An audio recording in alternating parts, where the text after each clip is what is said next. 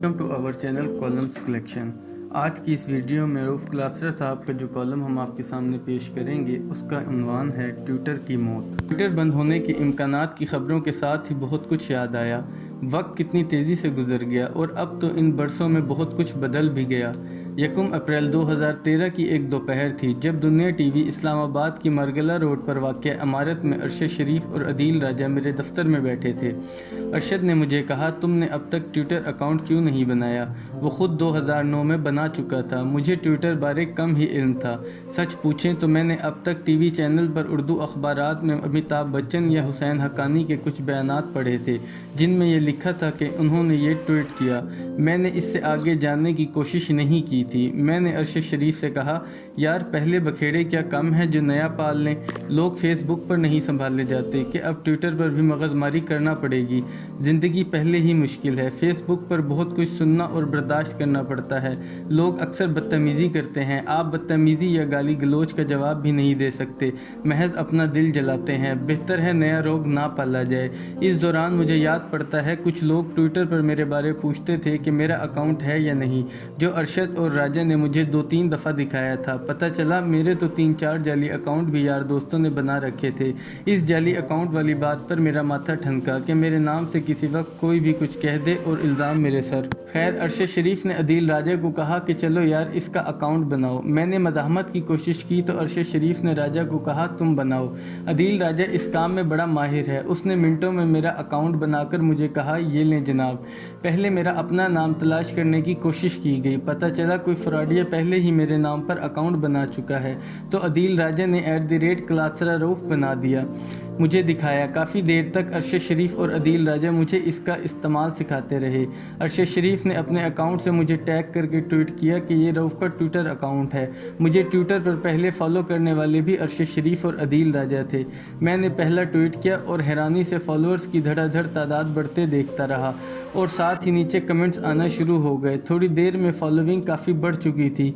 लोगों के कमेंट्स पढ़कर अजीब सा लगा कि अभी बात की और साथ ही दुनिया भर से आपको रिस्पॉन्स मिलना शुरू हो गया। ऐसा तेज़ राब्ता पहले कभी ना था। टीवी शोज़ या फेसबुक पर भी इस तरह का रिस्पॉन्स ना था। यूँ दुनिया चंद लम्हात में बदल गई। मुझे इल्म न था कि आने वाले बरसों में ट्विटर ने हमारी ज़िंदगियों पर हुक्मरानी करनी है। उसने हमारे अंदर के छुपे इंसान को बाहर निकालना है। आज़ादी राय को नई मंजिलों तक लेकर जाना है। फ्री फॉर ऑल टाइप दुनिया शुरू हो रही थी, जिसका जो दिल चाहे कह दे। कोई तारीफ़ करे, कोई गाली दे, कुछ भी इल्ज़ाम लगा दे, आप बेबसी से सुनते रहें। ये सिटीज़न जर्नलिज़म की नई शक्ल थी जिसमें आपके नाकदीन का रब्त आपसे हो गया था। दुनिया के किसी भी हिस्से में बैठा हुआ इंसान अब आपके साथ राब्ते में आ गया था। अब उसकी भी आवाज़ थी। आप पर अचानक एक नई ज़िंदगी का दरवाज़ा खुला। दुनिया भर के ज़हीन लोग जिनका अब तक आपने नाम सुना था या टीवी पर देखा था, तहरीरें किताबों में पढ़ी थी या जो आपके हीरो और विलन थे, वो अब आपकी रीच में थे। लेकिन फिर आपको लगा कि आप एक चौक पर खड़े हैं जहां हर आते जाते की कोशिश है कि आप पर कीचड़ या पत्थर फेंक कर जाए।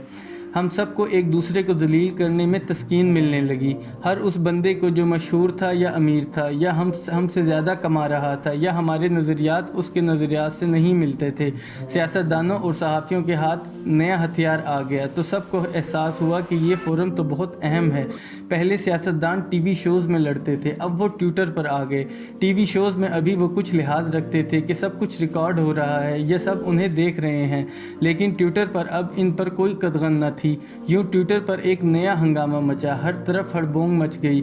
लोग एक्सपोज होना शुरू हो गए। एक लम्हे में सैकड़ों लोगों के कमेंट्स ने दिमाग ख़राब करना शुरू किया, चाहे वो कमेंट्स आपके ख़िलाफ़ थे या आपके हक़ में। इस दौरान सहाफ़ी भला कहाँ पीछे रहते। फिर वही दौर आया कि जो सहाफ़ी बरसों से एक ही इदारे में काम करते आए थे, दोस्त या कुलीग थे, उन्होंने एक दूसरे पर कमेंट्स और ज़ाती हमले शुरू किए। सोशल मीडिया पर ख़ुद को बहादुर और बड़ा साबित करने के चक्कर में पहले दोस्तियाँ ख़त्म हुई और फिर दुश्मनियाँ शुरू हुई। पहले अगर अखबार में आपके ख़िलाफ़ कोई बात छपती थी तो आपके पास जवाब देने के लिए 24 घंटे होते थे और आपका गुस्सा शाम तक कम हो चुका होता था या आप इग्नोर कर जाते थे। अगर जवाब भी देते तो इतना सख्त ना होता, अगर होता तो अखबार उसे एडिट कर लेता। अब ट्विटर पर तो आप खुद इस डिजिटल अखबार के मालिक थे। किसी ने कंकर मारा तो आपने पत्थर दे मारा, किसी ने पत्थर आपकी तरफ उछाला तो आपने जवाबन ईंट दे मारी। پھر چل سو چل آپ کو ایک چسکا سا لگ گیا کہ دیکھیں کس نے میرے بارے میں کیا بات کی ہے، دیکھوں تو صحیح، اور سارا دن فون آپ کے ہاتھ میں رہنے لگا۔ آپ دھیرے دھیرے اپنے فالوورز، ٹویٹس اور ری ٹویٹس کے ہاتھوں محتاج ہوتے چلے گئے۔ پھر آپ کو فکر پڑ گئی آپ کے فالوورز کم کیوں ہیں، آپ کے ساتھ بیٹھے کلیگ یا دوسرے صحافی کے زیادہ کیوں ہیں، وہ ایسا کیا کر رہا ہے جو آپ نہیں کر رہے۔ اس دوران سیاسی پارٹیوں کو لگا یہ تو زبردست فورم ہے جہاں اپنے مخالفوں کی دھجیاں اڑائی جا سکتی ہیں۔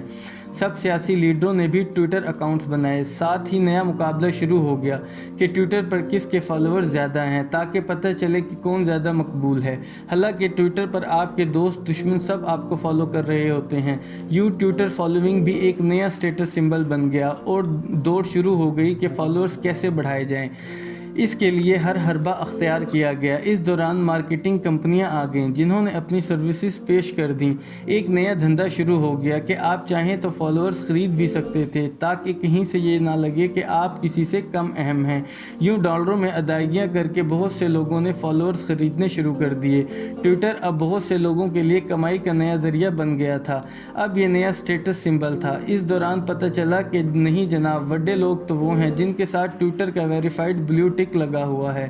یوں بڑے اور عام لوگوں میں فرق واضح کر دیا گیا۔ ابھی لوگ فالوئنگ پر اپنا سٹیٹس بنا ہی رہے تھے کہ بلیو ٹک نیا چیلنج بن گیا تھا۔ ٹویٹر اب نئی طاقت بن کر ابھر رہا تھا، لیکن کسی کو اندازہ نہ تھا کہ ٹویٹر ان کی زندگیوں کو کیسے متاثر کر رہا ہے۔ زندگیوں میں زہر بھر گیا ہے۔ ہر وقت ٹویٹر پر لڑائیاں شروع ہو گئیں۔